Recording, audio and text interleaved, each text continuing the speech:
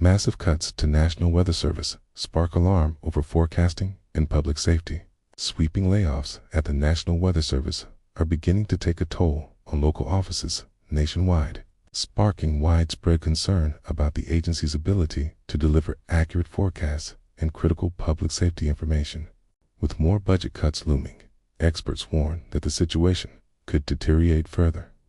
Under the Trump administration, the NWS has faced mass firings that are now visibly disrupting operations.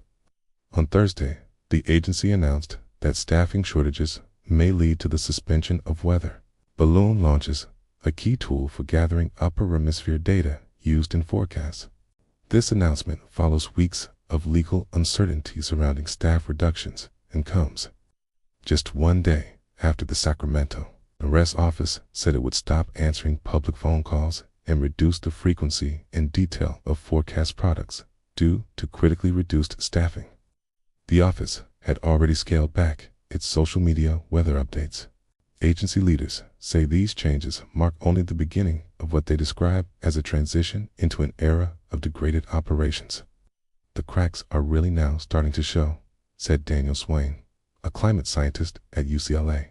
He warned that additional proposed cuts to both the NWS and its parent agency, the National Oceanic and Atmospheric Administration, would be monumentally catastrophic. The latest staffing reductions are expected to halt weather balloon launches at multiple, unspecified locations. Previously, launches were conducted twice daily at numerous sites across the U.S., including in Alaska, Nebraska, and South Dakota, to collect vital atmospheric data via sensors. NOAA and its agencies play a central role in emergency weather alerts, tracking hurricanes, tsunamis, floods, wildfires, and other extreme weather events. They also conduct essential research on climate change, fisheries, and ocean and atmospheric conditions.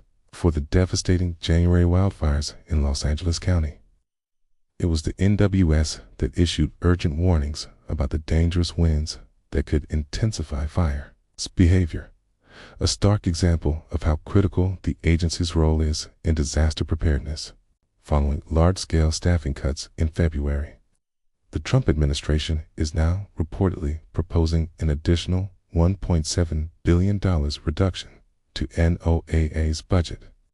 These cuts would significantly scale back or eliminate entirely many of the agency's climate-focused research programs, according to Science magazine. In response, the American Meteorological Society and the National Weather Association issued a joint statement condemning the cuts.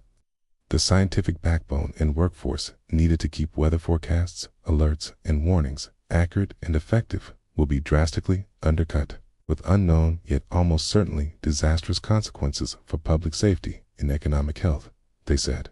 Representative Zoe Lofgren, the ranking member of the House Science, Space, and Technology Committee, called the cuts reckless and warned that they would further erode life-saving public services that people rely on every day. She criticized the administration's approach, citing illegal firings, forced resignations, and what she described as a concerted effort to undermine employee morale. The president's actions and his unwillingness to take care of critical public services will unnecessarily put people in harm's way, Lofgren said in a statement.